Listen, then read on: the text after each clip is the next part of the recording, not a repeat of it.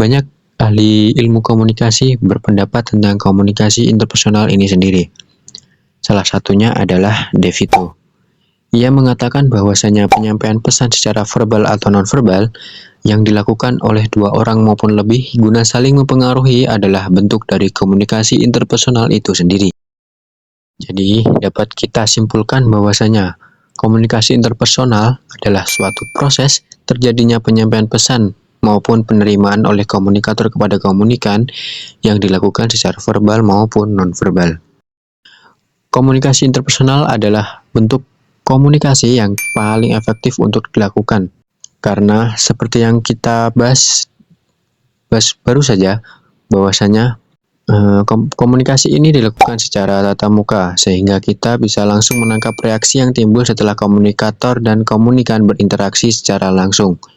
Komunikasi interpersonal sendiri seringkali terjadi saat percakapan di kehidupan sehari-hari, baik dari individu, dari saudara, dari teman, dari orang lain yang berada dalam lingkup sosial mereka. Saya akan mengambil contoh yang dilakukan dalam kelas KPI 1E, di mana dalam kelas KPI 1E ini hampir setiap hari melakukan komunikasi interpersonal. Contoh yang pertama adalah percakapan sehari-hari, di mana dalam kehidupan sehari-hari hampir setiap hari KPI kelas 1E ini melakukan komunikasi dengan cara tatap muka, yang bisa dibilang bahwasanya ini adalah bentuk dari komunikasi interpersonal. Contoh yang kedua adalah di saat presentasi. Kelas KPI 1E tidak asing yang namanya presentasi, dikarenakan ini adalah hal yang sudah menjadi kewajiban bagi kelas KPI 1E dalam mendapat penilaian mata kuliah. Dalam presentasi, komunikasi interpersonal juga dapat terjadi, seperti saat kita maupun teman kita melakukan presentasi di dalam kelas. Nah, dalam KPI kelas 1E ini, sang presentator di dalam kelas akan berinteraksi dengan audiens yang berada di dalam kelas, di mana sang presentator akan menyampaikan suatu informasi, mempengaruhi maupun menginspirasi audiens yang berada di dalam kelas.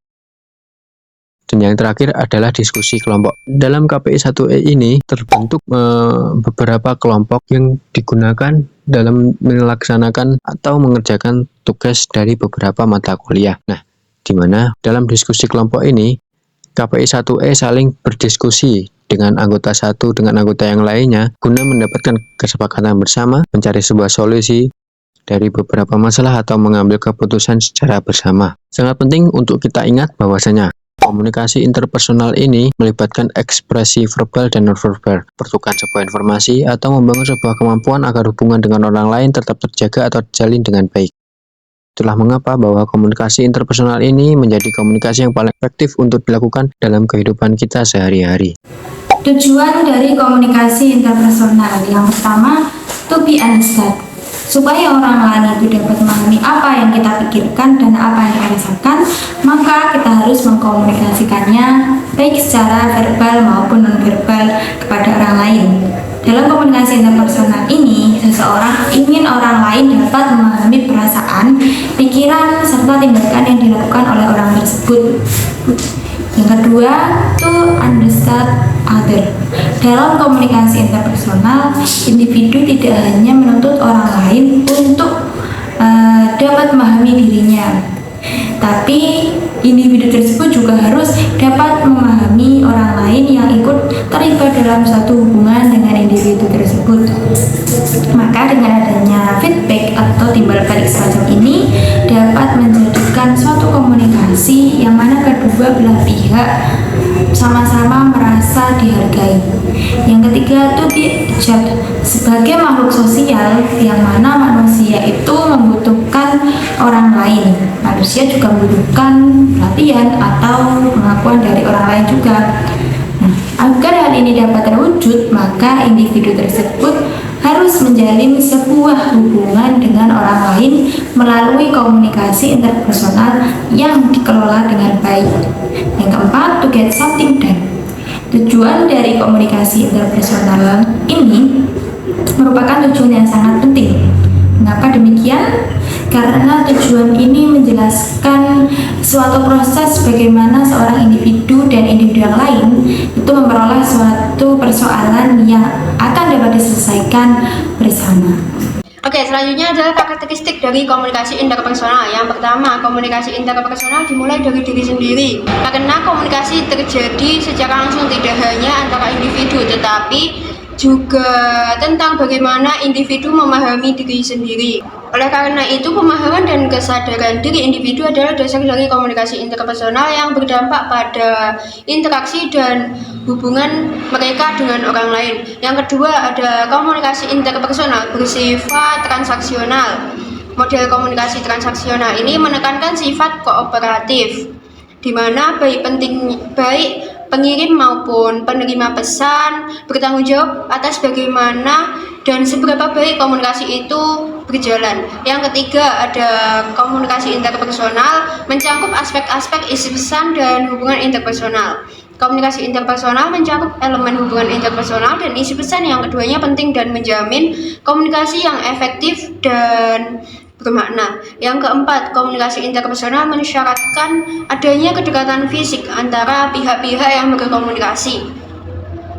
Komunikasi langsung atau tatap muka adalah salah satu dari banyak bentuk kedekatan fisik yang dianggap penting karena memungkinkan orang yang berkomunikasi untuk lebih memahami ekspresi wajah, bahasa tubuh, dan suara satu sama lain yang memperkuat hubungan dan memastikan komunikasi efektif. Yang kelima, komunikasi interpersonal melibatkan pihak-pihak yang saling bergantung satu sama lain. Komunikasi interpersonal tidak hanya terjadi antara peserta komunikasi yang terlihat, tetapi juga termasuk hubungan dan interaksi antara mereka. Yang keenam, komunikasi interpersonal tidak dapat diulang. Setiap interaksi interpersonal itu unik dan tidak dapat diulang karena bergantung pada berbagai faktor seperti emosi, situasi, konteks yang tidak dapat diulang. Yang ketujuh ada selektif. Kita tidak mungkin bisa akrab dengan semua orang saat berkomunikasi dalam kehidupan sehari-hari. Oleh karena itu, kita berusaha untuk membuka diri kepada orang-orang yang belum kita kenal dengan baik. Yang kedelapan ada sistemis. Contohnya itu di Amerika, orang di sana sangat terbuka dan bertatap-tatapan saat berkomunikasi. Ini tidak terjadi di Asia karena orang Asia cenderung tertutup dan tidak bertatap-tatapan saat berkomunikasi. Dengan demikian, situasi, waktu, orang, budaya, dan pengalaman pribadi sangat berpengaruh kepada maknanya. Yang kesembilan, komunikasi interpersonal bersifat berkelanjutan dan terus berkembang dari masa ke masa. Komunikasi ini bersifat tidak statis yang menunjukkan cenderung lebih dekat dan personal seiring berjalannya waktu. Yang ke-10, menciptakan makna. Komunikasi interpersonal adalah sebuah proses pertukaran ide, pendapat, dan informasi yang biasanya tidak secara formal antara dua orang atau lebih yang mengandung sebuah makna. Terus ciri-ciri dari komunikasi interpersonal. Yang pertama ada keterbukaan, kemampuan seseorang untuk berkomunikasi dengan orang lain dengan jujur dan transparan serta tidak tertutup terhadap perasaan, pemikiran pemikiran dan pengalaman mereka. Yang kedua ada empati. Dalam komunikasi interpersonal, empati adalah kemampuan seseorang untuk memahami dan merasakan perasaan, pikiran, dan pengalaman orang lain serta untuk menunjukkan perhatian terhadap orang lain. Ini memungkinkan orang untuk membangun hubungan yang lebih kuat dan saling percaya satu sama lain. Yang ketiga ada dukungan. Adalah situasi yang terbuka yang memungkinkan komunikasi berjalan dengan baik dan menunjukkan sikap dan perilaku yang menunjukkan perhatian, empati, dan keinginan untuk membantu orang lain.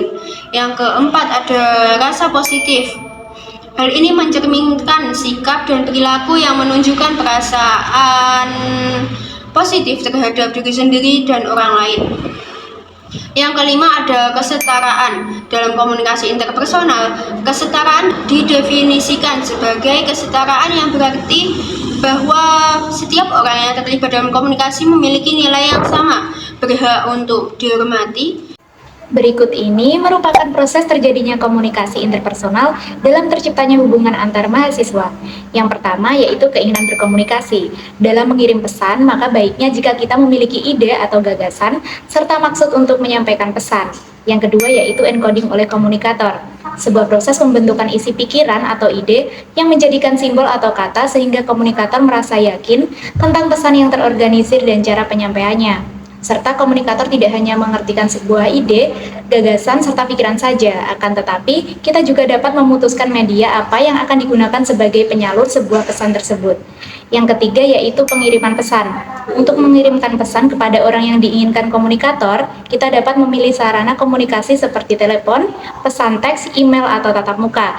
Yang keempat yaitu penerimaan pesan. Di sini komunikan menerima pesan yang dikirimkan oleh komunikator. Yang kelima yaitu decoding oleh komunikan, yaitu proses di mana kita harus memahami pesan. Jika semuanya berjalan dengan baik, komunikator dengan tepat menginterpretasikan pesan tersebut yang diterima oleh komunikator dan dapat memberikan simbol makna yang sama, seperti yang diharapkan oleh komunikan. Yang terakhir yaitu umpan balik. Kita dapat memberikan sebuah respon atau umpan balik secara baik kepada komunikator. Dengan umpan baik ini komunikator dapat mengevaluasi efektivitas komunikasi. Selanjutnya yaitu unsur-unsur yang harus ada dalam komunikasi interpersonal. Yang pertama, sumber atau komunikator, yaitu orang yang mempunyai kebutuhan berkomunikasi atau berbagi keadaan internal sendiri, baik bersifat emosional maupun informasional. Yang kedua yaitu encoding, aktivitas internal pada komponen komunikator yang disesuaikan dengan karakteristik komunikan. Berikutnya yaitu pesan, simbol verbal maupun nonverbal yang akan mewakili keadaan komunikator untuk menyampaikan informasi kepada pihak lain. Yang keempat yaitu saluran. Saluran merupakan sarana fisik dari sumber ke penerima yang menghubungkan orang lain secara umum. Yang kelima yaitu penerima atau komunikan, bisa disebut sebagai orang yang menerima pesan. Yang keenam yaitu decoding, suatu aktivitas yang dikerjakan oleh seseorang komunikan atau penerima pesan. Yang ketujuh yaitu respon, sesuatu yang telah diputuskan penerima untuk dijadikan sebagai tanggapan atau sebagai tanggapan balik terhadap pesan yang telah diterima. Berikutnya yaitu gangguan. Gangguan ini terjadi dalam komponen-komponen manapun atau pada sistem komunikasi. Yang terakhir yaitu konteks komunikasi. Konteks komunikasi sering terjadi dalam 3 dimensi, yaitu ruang, waktu, dan juga nilai. Di sini ada beberapa hal yang mempengaruhi komunikasi interpersonal pada kelas KPI 1E diantaranya. Yang pertama yaitu aprehensi dari komunikasi.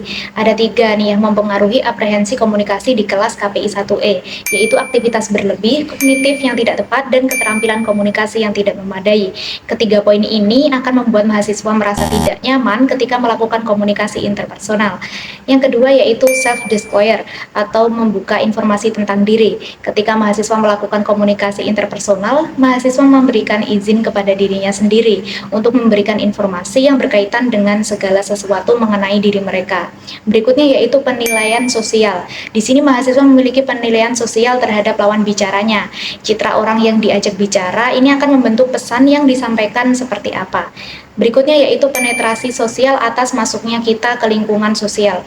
Penetrasi sosial juga bisa diartikan dengan adaptasi, di mana ketika masuk ke dalam suatu kelompok, kita akan berusaha bertindak sejalan dengan temannya. Berikutnya yaitu pengurangan ketidakpastian. Ketika ada seorang mahasiswa nih berkomunikasi dengan suatu lingkungan, nah mahasiswa tersebut akan mempelajari mereka itu individu seperti apa. Artinya mahasiswa mengurangi rasa ketidakpastian. Dalam hal ini kita mengurangi misunderstanding antara mahasiswa satu dengan mahasiswa lainnya. Yang terakhir yaitu dialektika rasional. Ketika kita melakukan komunikasi interpersonal yang lebih dari 2 orang, ada satu teman nih yang dirasa kurang nyambung dengan kita, tetapi tanpa perlu diucapkan kita langsung merasakan ada dialektika di antara kita. Beberapa hambatan yang sering terjadi di kelas KPI 1E yaitu seperti pada mata kuliah yang dilakukan secara online atau kerja kelompok yang dilakukan secara daring melalui Google Meet itu mengalami gangguan pada sinyal internet. Ini bisa disebabkan karena beberapa dari mahasiswa bertempat tinggal di daerah yang mungkin masih jarang atau sulit terjangkau oleh sinyal internet. Kemudian hambatan komunikasi interpersonal ini tidak hanya disebabkan oleh buruknya sinyal internet, tapi dapat dikarenakan karena perbedaan bahasa dari peserta komunikasi. Kok balik kuliah kalau emang mana masih ibadah ya? Hah? Badang? Oh, buku badang? Iku loh, saya kerja biasanya di luar. Makanya? Oh, kayak itu kan sudah. Oh, sulon. Iya. Tadi aku ki badang untuk sulon. Lah, badang itu ML. Sing kan lho sing tinju-tinju kayak Untuk kuwi, bete ki badang reget. Masa kan aku? kok iso badang. Atau salah satu dari peserta komunikasi mengalami gangguan fisik berupa pendengaran yang kurang tajam. Kok kelompokannya jam 1. Hah? Oh, iya, oke. Nes, Bang, kelompokannya jam berapa? Jam 2, masa aku ya mesti yo mau. Penjelasan nih, memang hasilnya gak dulu. Dengan demikian, hambatan atau noise dapat menjadikan proses komunikasi interpersonal yang terjadi di kelas KP1E itu tidak dapat berjalan dengan efektif karena tidak dapat mencapai tujuan dari komunikasi, yaitu mencapai makna dan pemahaman yang sama antar komunikator dan juga komunikan, karena